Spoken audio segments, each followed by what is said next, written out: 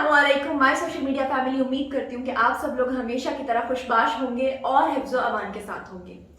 आज जिस शख्सियत को आपसे रूबरू कराने जा रही हूँ, आपसे मिलवाने जा रही हूँ, उनके बारे में मैं क्या बताऊँ कि वो गैर मुतनाज़ तौर पर खूबसूरत भी हैं और हर दिल अजीज़ भी हैं। इन्होंने क्रिकेट, कॉमेडी और तंज़ो मज़ाक से भरपूर जो प्रोग्राम्स हैं, उनकी मेज़बानी भी की है। अभी भी आपको समझ नहीं आई कि मैं किसकी बात कर रही हूँ? चलिए मैं आपको एक और क्लू देती हूँ। इनके लहजे की खनक, जबान की रवानी, उर्दू की शुस्तगी और ख्यालात का बहाव हर किसी को अपना गर्विदा बना लेता है। जो कोई भी इनसे एक बार मिलता है बस इन्हीं का हो जाता है। अब तो आप समझ गए होंगे, मैं बात कर रही हूँ none other than doctor Aruba की। अस्सलाम वालेकुम। वालेकुम अस्सलाम जुनैरा। तो प्यारा इंट्रोडक्शन आपने किया है कि मैं तो खुद सोच में पड़ गई हूँ कि वाकई क्या ये चीज़ें बहुत ज़बरदस्त। I like it. Oh thank you so much doctor Aruba. Back वक्त आप डॉक्टर भी हैं और एक प्रोग्राम की होस्ट भी। जी दोनों शोबे यकसर मुख्तलिफ हैं। बिल्कुल। आप खुद को ज्यादा कंफर्टेबल किस में समझती हैं? जुनैरा, मेडिसिन मेरा पहला ही प्रोफेशन रहा है और वो एक मेरा पैशन भी है। प्लस ये कि आप कह लो कि मेरी फैमिली में सब डॉक्टर्स हैं। मेरे फादर, मेरे नाना, मेरे माँ, मतलब हमारी फैमिली में वो एक होता है ना कॉन्सेप्ट कि डॉक्टर का बच्चा है तो डॉक्टर ही बनेगा। बिल्कुल। सो वो बचपन से दिमाग में भी था, पता था कि भाई और कोई प्रोफेशन होता ही नहीं है, तो वो तो हमने बनना ही होता है। तो उसके बाद मैं बल्कि मीडिया पे बैठी हूँ, सबके साथ इतना आराम से खुल के बात कर रही होती हूँ, बट टू माई पर्सनैलिटी अगर आप बात करें तो I am a completely introvert, I am a shy person. मुझे बात शुरू करने में किसी के साथ लाइक कोई नया कोई स्ट्रेंज पर्सन है तो टाइम लगता है। लोगों को बचपन से मुझे जो लोग नहीं जानते थे या दूर से देखते थे और फिर मेरे करीब आए तो उनको लगता था कि शायद ये एक एरोगेंट बिहेवियर है, कि इसका एटीट्यूड है कि नहीं करती, लेकिन that was actually opposite to it. So initially ऐसे हुआ कि जब मुझे एक आध दिन किसी ने अप्रोच किया टीवी पे काम करने के लिए, बात करने के लिए, तो मैं घबरा जाती थी कि मैं तो बोल ही नहीं सकती हूँ, मैं बात ही नहीं कर सकती हूँ। तो मैं अपनी मामा को कहती होती थी कि आप डील करेंगी, आप कह देंगी कि बिकॉज शी इज अ पोइटिस्ट, तो वो कभी जा रही होती थी किसी रेडियो पाकिस्तान में या किसी मॉर्निंग शो में, किसी प्रोग्राम में, तो वो कहते थे कि अच्छा आप माँ बेटी हैं, साथ बैठ जाए मदर डॉक्टर। तो मैं कहती थी आपने कह देना कि नहीं ये नहीं आएगी, ये नहीं बैठेगी, बिकॉज मैं लड़ती होती थी। अच्छा। तो बस इसी तरह उसके बाद मैं एकदम से जब यहाँ आई और आने के बाद अल्हम्दुलिल्लाह मुझे लोग और एनवायरनमेंट इतना अच्छा स्मूथ मिला और एक ही गो में चलता चला गया कि then I started liking it. तो फिर ये मेरा एक तरह से पैशन बन गया। तो आई थिंक वो आपका काम नहीं होता जब आप अपने शौक से कोई चीज कर रहे हो ना। भी किसी भी लड़की को बोला जाए कि जाओ जाके शॉपिंग कर लो या जाओ जाके मूवीज देख लो, तो वो उसको प्रॉब्लम नहीं देगा। So the same thing is this is my passion. So मैं इसको शौक से करती हूँ और वो मेरा एक्चुअली काम है, ऑक्यूपेशन है। सो अरूबा, अब जो अगला सवाल मैं आपसे पूछने वाली हूँ शायद ऑडियंस को इतना पता ना हो, क्योंकि हम लोग एक ही तरह के प्रोग्राम में काम करते रहे हैं, तो मुझे इस चीज़ का आइडिया है कि एक तो आप डॉक्टर हैं, इतनी लंबी थका देने वाली ड्यूटी करती हैं, फिर उसके बाद इतने लंबे वर्किंग आवर्स हैं शूट के, उसको भी आप मैनेज करती हैं। तो ऐसी सूरत हाल में ये जो दो चीज़ें हैं कि घर के मामलात को मैनेज करना और सेहत के मामलात को मैनेज करना, कैसे करती हैं? It's a very good question and Junaira, इसमें मेरी बहुत गलत किस्म की हैबिट्स चल रही हैं। मैं भी थोड़ी देर पहले आपको बता रही थी कि इट्स मंडे टुडे और मैं सैटरडे से लेके आज तक हार्डली 1.5 घंटा सोई हुई हूँ। सिर्फ 1.5 घंटा? Yes. Oh my God. क्योंकि I had an 18 hours call मेरे हॉस्पिटल में सैटरडे से लेके कल दोपहर तक। उसके बाद ऐसे ही मैं थोड़ा ऑनलाइन कुछ पढ़ती हूँ तो वो भी पढ़ती हूँ। सो वो मेरी 3 घंटे की फिर क्लास थी और उसके बाद कल संडे था, इसके बावजूद हमारी रिकॉर्डिंग थी, तो वो करके हम सुबह 4-5 बजे घर आए। आने के बाद वो आपको पता है मेकअप रिमूव करने में, कुछ ना कुछ खा पी के सोने में टाइम लग जाता है। Then I had to go to hospital today again. So सुबह 8 बजे फिर से हॉस्पिटल। सो इस तरह करती हूँ। फिर ये होता है कि बीच में कभी हॉस्पिटल से ऑफ ले लेती हूँ, तो फिर जब भी घर होती हूँ बस सोती हूँ। और कुछ नहीं पता होता। नहीं, लेकिन यहाँ पर मैं ये पूछना चाहती हूँ कि डॉक्टर्स के पास जब हम जाते हैं तो वो सबसे पहले कहते हैं कि आपने डिप्रेशन नहीं लेना और अपनी नींद पूरी करनी है। आप कैसी डॉक्टर है जो आपकी नींद पूरी नहीं करती है? इसलिए मैंने कहा था बहुत गलत सवाल है मेरे से। तो मैं जिस तरह कहती थी ना, आज ही किसी को बता रही थी कि जैसे ऊंट होता है ना सहरा में, पानी है अपने अंदर इकट्ठा सेव करता है और फिर उसको यूज करता रहता है। मैं 1 या 2 दिन ऑफ करके नींद पूरी करती हूँ फिर उसको यूज कर रही होती हूँ। एक्चुअली मेरे टाइमिंग्स बहुत अजीब से, और इस वक्त हम ऑलमोस्ट 7 शोज अ वीक पे कर रहे हैं। मेरा हॉस्पिटल भी होता है, मेरी पढ़ाई भी होती है, तो कभी कभी बहुत टायरिंग और एग्जॉस्टिंग हो जाता है। लेकिन ये कि फिर थोड़ा सा कॉम्प्रोमाइज, थोड़ा सा रेस्ट, इसी तरह चल रहा है। Allah bless my family, my mother, my parents, my brother, जो मेरा इस तरह से साथ देते हैं कि मुझे एटलीस्ट घर का कोई स्ट्रेस नहीं है, कोई यहाँ से प्रॉब्लम नहीं है कि वो कहें कि किसी किस्म की डिमांड हो या इधर आके इशूज हो। सो यहाँ बस फिर मैं एक बहुत सुकून से आती हूँ। गुड। अरुबा, आप डॉक्टर्स की फैमिली में से हैं तो ऑब्वियसली जिस तरह की आपकी और मेरी फैमिली है, पढ़ी लिखी फैमिली से जब लड़कियां आती हैं तो उनको बहुत सारे ऑब्स्टिकल्स का सामना करना पड़ता है, फिर लोग बड़ी बातें भी करते हैं, तो फैमिली का सपोर्टिव होना बहुत ज़रूरी है। आपकी फैमिली सपोर्टिव है इस मामले में? मेरा आई थिंक कि मैं यहाँ पर आई और यहाँ पर सर्वाइव कर रही हूँ सिर्फ और सिर्फ अपने पेरेंट्स की सपोर्ट्स की वजह से, and that is the backbone. और वो ना हो तो शायद मैं कुछ भी नहीं कर सकती। और उनको ये ट्रस्ट है, दे बिलीव इन मी कि आपको अपने बच्चे की आदत का और ये पता होता है कि जहाँ एक दफ़ा उन्होंने मुझे कोई लिमिट दे दी, कोई बाउंड्री लगा दी, मैं उससे आगे कभी नहीं जाऊँगी।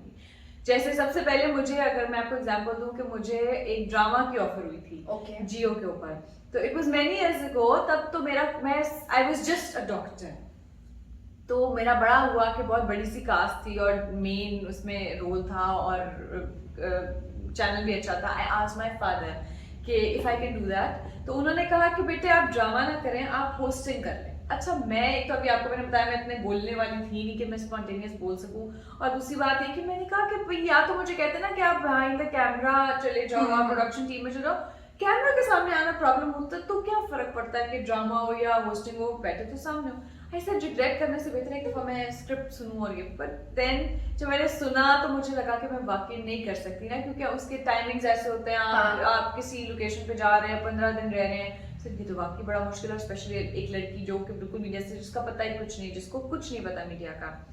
तो फिर उसके फौरन बाद ऐसे हुआ कि इत्तेफाक था कि मुझे समा टीवी से कॉल आ गई अबरार उल हक के साथ एक शो को होस्ट करने की। तो it was an interesting thing कि मैंने कहा कि चले, एक एक्सपीरियंस भी है, और फिर Abrar is a superstar and I enjoy doing that. वो करते करते मुझे मॉर्निंग शो मिला, बस फिर मेरे पेरेंट्स ने जहाँ तक मुझे जितना कहा था करना है, मैं उससे आगे कभी गई नहीं, और उसी के अंदर जितना ट्राई कर। ठीक है, लेकिन अब तो आप पूरी तरह से शोबिज़ का हिस्सा बन चुकी हैं, तो अगर आपके शौक के हिसाब से पूछा जाए तो आप की जो तरजीह है वो होस्टिंग होगी, एक्टिंग होगी या मॉडलिंग होगी? देखिए, मेरी लिमिट्स में जो आता है ना, मॉडलिंग में मैं बहुत कम लोगों के साथ, स्पेशली जिनको जानती हूँ, और फिर मैं हर तरह के कपड़े भी नहीं पहनती हूँ, तो मुझे वो भी प्रॉब्लम होता है। तो फिर इसलिए मैं फुल ब्लूम मॉडलिंग को कभी हाँ नहीं करती हूँ, अनटिल अनलेस मैं किसी को जानती हूँ, उनके ड्रेसेस को जानती हूँ, तो फिर तब ठीक है। Okay. और एक्टिंग में भी मैं, जिस तरह अभी पीछे कुछ अर्सा पहले मुझे पीटीवी पे एक ड्रामा के लिए कहा था, उन दिनों में अनफॉर्चुनेटली पाकिस्तान में थी नहीं, सलीम शेख साहब कर रहे थे, और उन्होंने मुझे बड़ा कहा, लेकिन ये अगर होती है तो शायद मैं वो ट्राई कर जाती, because that was a very good script in everything, पर मेरे मतलब का था, जिस तरह का काम जिस सर्कल में मैं, अपने मतलब का जो कैरेक्टर है वो भी बता देना कि किस तरह का कैरेक्टर अगर आपको ऑफर हो तो आप करेंगी। It's not about the character, मुझे लगता है कि मैं हर तरह का, मतलब in a decent, in an elegant way जो मैं कर सकूं, so may be I can. Okay, तो सब लोगों ने सुन लिया भाई, आपको आपके सवालों के जवाब मिल गए। अनुभा, मेरा आपसे ये सवाल है कि मैंने आपको पहले देखा बहुत सीरियस शोज को होस्ट करते हुए, फिर अचानक आप नमूदार हो गई एक कॉमेडी बेस्ड सटायर शो में, तो ये आपकी चॉइस थी या हादसाती तौर पे ऐसा हुआ? ज़ुनैरा, मैंने एक्चुअली स्टार्ट ही पॉलिटिकल सटायर शो से किया, जैसे आई टोल्ड यू, समा टीवी पे सीरियस था ना? साथ। नो, जैसे ये दर्जा शरारत था, जैसे ये सारे शोज हैं, उसी से मैंने स्टार्ट किया। वो स्टार्ट करने के बाद मैं अपने मॉर्निंग शो पे गई, जो कि लाइव शो होता था, जिससे मैंने बहुत कुछ सीखा। मैं कहती हूँ कि शायद रिकॉर्डेड में रहती तो मैं इतना ना सीखती, बिकॉज आपको लाइव में हर रोज एक नया गेस्ट मिलता है, और मेरा show was not that kind कि मैं रोज शादियां करवा रही हूँ और रोज इस तरह से करा रही हूँ।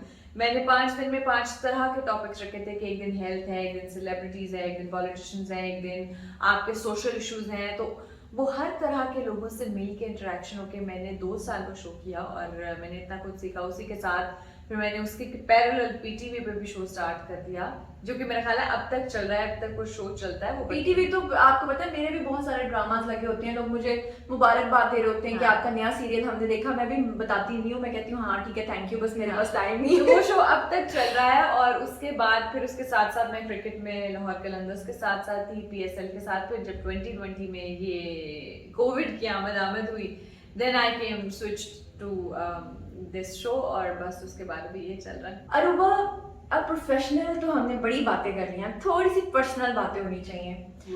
तो अपने फैंस के साथ एक चीज जो मुझे बहुत पूछ रहे थे और मैंने आपसे पूछनी है कि अगर आपका प्रपोजल आए तो आपकी चॉइस क्या होगी? पढ़ा लिखा, मालदार, या फिर मोहब्बत करने वाला मुतवस्त? ज़ुनैरा, आई थिंक हम कभी कभी ना बहुत सारे टिक मार्क्स अपने मार्क किए विश लिस्ट में लेके बैठे होते हैं, लेकिन एज अ पैकेज आपको बहुत सी चीज़ें अच्छी भी लगती हैं, बहुत सी चीज़ें नहीं भी होती हैं। सो सबसे पहले मैं कहती हूँ कि आपकी रिस्पेक्ट करने वाला इंसान होना चाहिए, जिस मर्जी जगह से हो। जब तक कोई कितना पढ़ा लिखा हो, कितना पैसा, और आपको वो कुछ समझे ही ना, आपकी रिस्पेक्ट ही ना करे, तो फिर क्या फायदा उस चीज का। बिल्कुल। फर्स्ट कम्स द रिस्पेक्ट, फिर आती है आपके साथ ऑफ कोर्स आपका प्यार, आपकी केयर, जिसमें वो आपको फुल ट्रस्ट करे और आपको लिबर्टी दे। हम लिबर्टी का मतलब ये नहीं है कि सारा कुछ ही करते फिर रहे हैं, लेकिन एटलीस्ट ये कि whatever step we want to take, as I am professional, I am in a practical life, तो उसमें मुझे इस तरह से बाउंड्रीज या लिमिट्स ना हो कि भाई ये यहाँ तक होगा, ये यहाँ तक नहीं होगा। ट्रस्ट करना पड़ता है। हाँ बिल्कुल, क्योंकि मैं भी ज्यादा तौर पर ये समझती हूँ कि हर रिश्ते की बुनियाद जो है वो ट्रस्ट है। पर होती है। अगर ट्रस्ट नहीं है तो उस रिश्ते की कोई बुनियाद हो ही नहीं सकती। बिल्कुल। और ज्यादातर लोग तो कहते हैं ना कि हम आपके लिए बड़े पोजेसिव हैं, मोहब्बत में बड़ी बड़ी बातें करते हैं, लेकिन वो पोजेसिवनेस नहीं होती है, वो बेसिकली उनका शक्की बिहेवियर होता है, वो कभी भी जिंदगी में उसी में आपको एग्जैक्टली हाँ। ऐसे वो रख लें। तो आई थिंक उसके साथ साथ ना आप बहुत ज्यादा बहुत देर तक नहीं गुजारा कर सकते कि चलो एक दिन कह दिया कि मोहब्बत थी, लेकिन ये कि नहीं, ये चीजें कुछ आती हैं जिनसे आपको अट्रैक्शन होती है। बाकी फिर आपको जिंदा रहने के लिए, इस दुनिया में गुजारा करने के लिए ऑफ कोर्स आपके up to the mark, up to the standard तो होना चाहिए। बिल्कुल, लेकिन फिर भी थोड़ा बहुत ये बताएंगे, क्योंकि अब बैक वक्त आप 2 फील्ड्स में हैं, तो आप क्या समझती हैं कि जीवन साथी है, जो सपनों का राजकुमार है, वो शोबिज से होना चाहिए या डॉक्टर होना चाहिए? मुझे लगता है कि जिस इंसान से मेरी मेंटल कंपैटिबिलिटी हो, जिसके साथ अच्छी अंडरस्टैंडिंग हो अबाउट द प्रोफेशन। मीडिया में मुझे नहीं लगता कि मुझे कभी इस तरह से कोई इंसान इतना अट्रैक्ट किया हो या मेरा कोई इंक्लिनेशन है। लेकिन अब आप जिस तरह पूछते हैं ना कि आपकी फैमिली का एक होता है कि दे वांट, दे प्रेफर, सो उनकी प्रेफरेंस होती है कि कोई ना कोई मेडिसिन की फील्ड में जाए, may be they have their एक वो आइडियोलॉजी की, जी शायद यही लाइन चलती है। लेकिन ये क्या, आई थिंक जिससे आपकी अंडरस्टैंडिंग अच्छी है। वैसे तो हम बड़ी बातें करते हैं, लेकिन किस्मत ने हमारे लिए कुछ और लिखा होता है। लेकिन मैं फिर भी अगर आपसे पूछूं तो लव मैरिज को तरजीह देंगी या कि अरेंज मैरिज को? I think I always go for understanding. अब आपको लव हो के अंडरस्टैंडिंग हो जाए, अंडरस्टैंडिंग हो के लव हो जाए, वैसे I am not that kind of person. No, कुछ होते हैं इंसान जिनको फौरन से पहले हर एक से बहुत ज्यादा जल्दी प्यार हो जाता है। I am a very difficult person. लोगों को एफर्ट करनी पड़ती है मेरा बैरियर जो है क्रॉस करने के लिए। So I am not an easy. और कितने सारे लोग लाइन में होंगे जो बैरियर को क्रॉस करना चाहते हैं लेकिन वो नहीं कर पा रहे, क्योंकि आपने कहा आप इंट्रोवर्ट भी हैं, और मुझे लग रहा है कि आप ऐसी कुत्ती हैं जिसको सुलझाना भी बड़ा मुश्किल काम है। यानी कि बिल्कुल स्ट्रेट फॉरवर्ड नहीं है आप, जो इनको समझ रहे हैं वो है नहीं, और जो ये है वो आपकी समझ में नहीं आ सकता। राइट? कुछ ऐसा ही है। ऐसा ही है। अच्छा अरूबा, ये बताइए कि किस मेजबान के साथ आपने महफूज महसूस किया? आई मीन बोलने में या अपने इजहार ख्याल में या प्रोग्राम के दौरान आपको पता है बहुत सारी चीज़ें ऐसी होती हैं जो हम बोलना चाहते हैं एज को होस्ट, लेकिन हमारे जो मेज़बान है वो हमें बोलने नहीं देते। आपने किसके साथ सबसे ज़्यादा महफूज महसूस किया? अच्छा, महफूज is a very different kind of term in this sense. एक होता है ना कि मैं सीख रही हूँ, या फिर मैं देखें, पहला शो मेरा अब्रारुल हक के साथ था, उसमें था कि मैं बिल्कुल नई नई थी और उसमें जो हमारे एग्जीक्यूटिव प्रोड्यूसर थे वो मुझे कहा करते थे कि बोलो, एक्स्ट्रा बोलो, मतलब जितना बोलोगी पार्टिसिपेट करोगी। तो मैं थोड़ा घबरा जाती थी और मुझे वो स्पॉन्टेनिटी नहीं थी कि मैं कोई भी बात कर रहा है कैसे पोक कर दूँ। फिर आया मेरा जो मॉर्निंग शो, तो दैट वाज सोलो एक्सपीरियंस, सिर्फ मैंने किया, मैंने पीटीवी पे सिर्फ अकेली मैंने ही किया।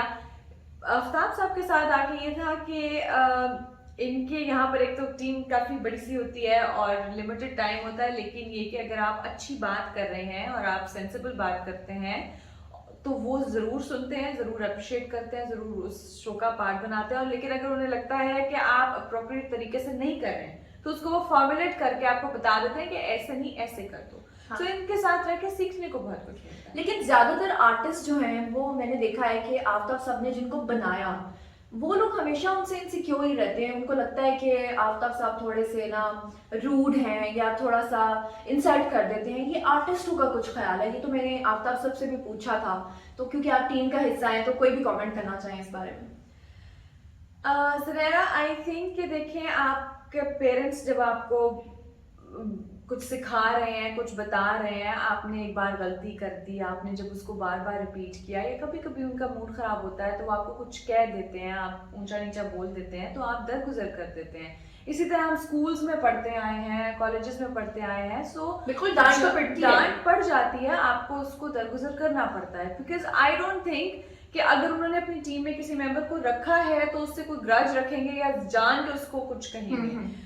उनको उनकी आदत है गुस्से वाली, और वो उनको एकदम से नहीं, जब उनको गुस्सा आता है उन्हें नहीं पता चलता कि उन्होंने क्या कहा है, लेकिन उसके फौरन बाद वो भूल भी जाते हैं। उन्हें नहीं याद रहता, वो उस बात को नहीं लिख के रखते कि मैंने इसको ये कहा था तो मैंने याद रखना है, उन्हें खुद भी नहीं पता होता। हाँ, समटाइम्स आपको फील होता है कि भाई इन्होंने कह दिया है, लेकिन फिर वो आप बाद में इन द लॉन्ग रन सोचो कि वो आपकी बेहतरी के लिए होता है। लेकिन ऑफ कोर्स हर एक का अपना टेम्परामेंट होता है, आपको नहीं सुन सकता। एग्जैक्टली। आफ्ताब साहब के साथ आपकी बहुत अच्छी केमिस्ट्री है और ये एक हिस्ट्री भी है, इस बारे में क्या कहेंगी?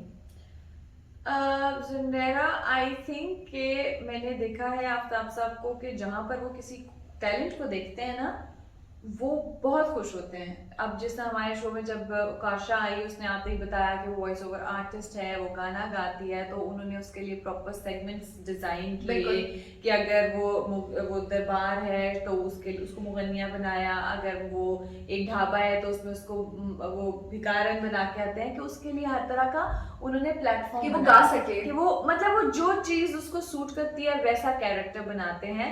तो फिर जब मैं नई नई आई थी तो वो पीएसएल का दौर था, और चूंकि मैं पीएसएल से ही गई थी तो मुझे उसके बारे में थोड़ा ज़्यादा नो-हाउ थी, प्लस ये कि कोई ऐसा इंटेलेक्चुअल जब क्वेश्चंस आते हैं या ट्रैवलिंग का आता है, मेरा एक्सपीरियंस बहुत ज़्यादा, तो जब भी मैंने बात की तो उनको अच्छा लगता है कोई अच्छा पार्टिसिपेंट हो, जो पढ़ा लिखा हो, जिसको नॉलेज हो, जो बोलने में पार्टिसिपेट कर सके, तो वो उसको अप्रिशिएट करते हैं। So I think that's the reason. जैसे हमारे यहाँ पे वो द नेक्स्ट जो हमारे साथ मुबीन वो बोल हैं, उनको भी बड़ा वो करते हैं। हाँ, बहुत अमेजिंग इंसान है, हाँ, और तो बहुत अच्छे आर्टिस्ट भी हैं। सो जिसमें जितना जिस तरह का टैलेंट हो, चाहे वो एक्टिंग में हो, वो बोलने में हो, वो आपके डायलेक्ट में हो, जैसे सोनिया मुल्तानी हमारे साथ हैं, तो वो उसके अंदर से उस चीज़ को निकालना जानते हैं। बिल्कुल। अरूबा, ज़ोडिएक साइन के हिसाब से बताएं कि आपका क्या बनता है स्टार?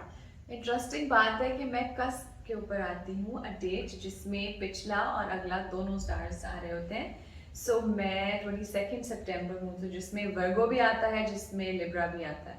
लीजिए, और आफ्ताब इकबाल साहब भी वर्गो हैं, मैं भी 2 सितंबर वर्गो हूँ, और आप भी वर्गो में आती हैं।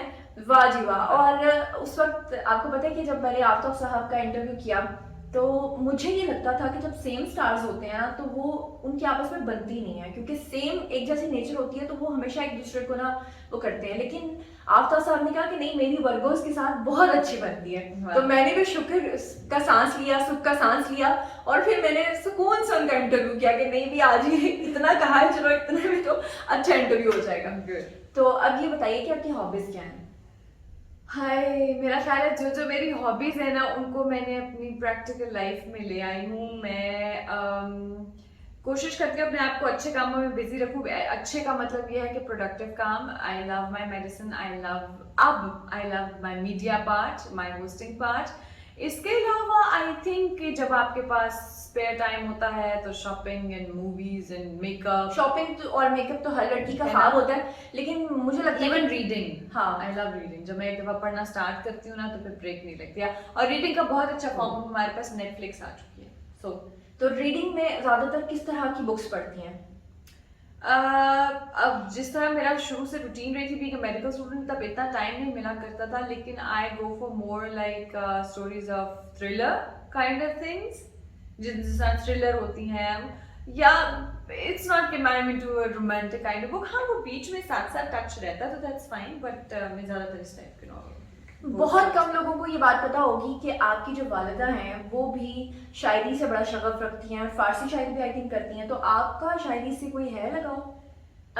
मुझे शायरी सुनना बहुत पसंद है and I appreciate a lot, चाहे वो गजल की फॉर्म में हो, नज्म हो, कुछ हो। किसको सुनती हैं? सुनने में नहीं, मैं शायरी की बात कर रही हूँ। साहब, मेरी मदर कभी लिख रही हो ना और उसमें बैलेंस का इशू आ रहा हो तो हमसे पूछ भी लेती हैं, तो मैं मशवरा दे सकती हूँ। लेकिन कभी हो ना कि मुझे कोई कहे कि मैं शेर सुना दूँ, पढ़ दूँ, लिख दूँ, कह दूँ, उसमें नहीं। अरूबा, आपको मैं फॉलो कर रही हूँ इंस्टाग्राम पे भी, तो आपकी जो कैप्शंस होती हैं ना वो बड़ी जूम आईनी होती हैं, कामयाबी को लेकर, नाकामी को लेकर, जिंदगी में आगे बढ़ने को लेकर।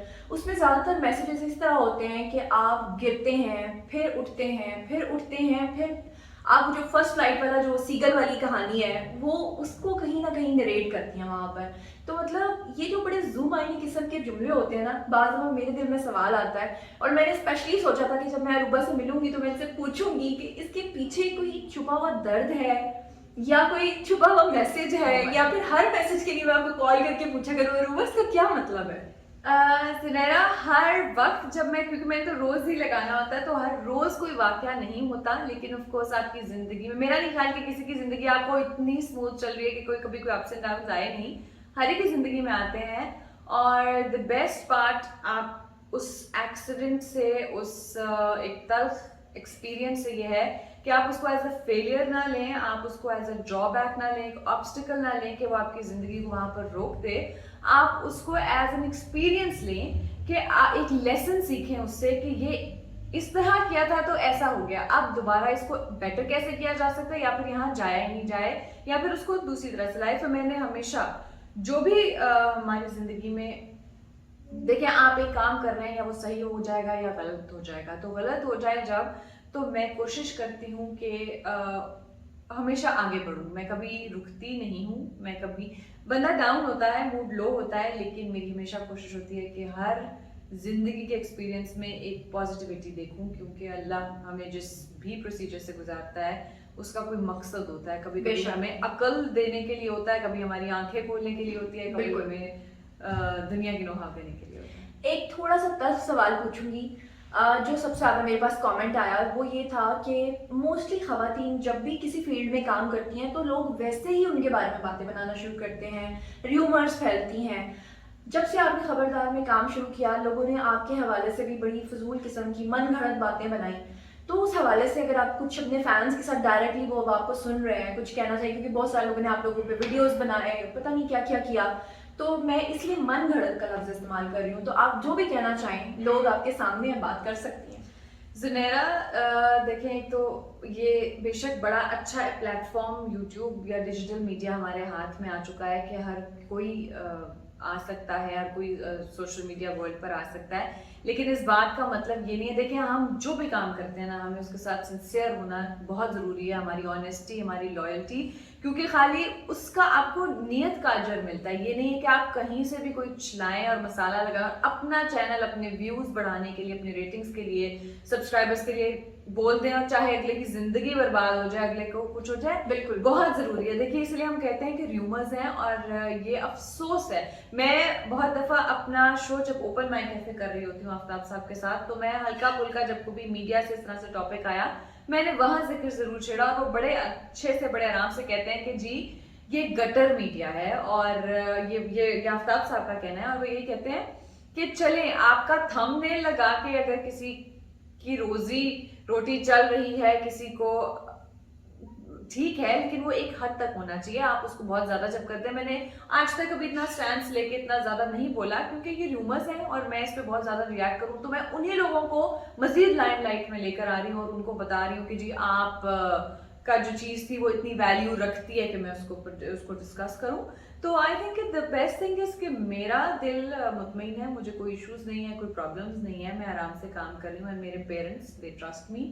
तो जब मेरे इर्द गिर्द के मेरे क्लोजेस्ट लोगों को कोई प्रॉब्लम नहीं है, तो फिर मुझे कोई ज़रूरत नहीं पड़ती ऐसे गुमनाम लोगों को सफाइयाँ देने के लिए, जो फजूलियात जिसे कहो कि यहाँ से वो चीज़ निकालो, यहाँ से वो चीज़ निकालो। बिल्कुल। Thank you so much Aruba, आपने इतनी अच्छी ब्रीफली हर क्वेश्चन का आंसर दिया। आखिर में अपने फैंस को अगर कोई पैगाम देना चाहें।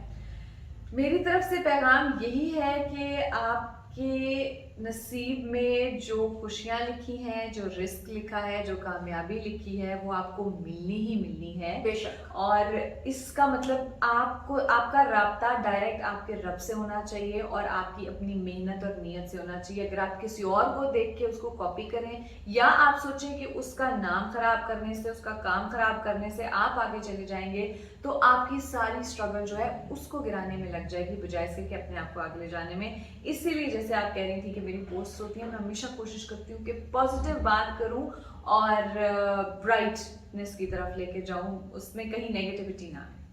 Thank you so much Aruba, बहुत अच्छा लगा आपसे बात करके। इंशाल्लाह ताला नेक्स्ट अगर कोई क्वेश्चंस आए तो मैं जरूर लोगों के क्वेश्चंस आप तक कन्वे कर दूंगी।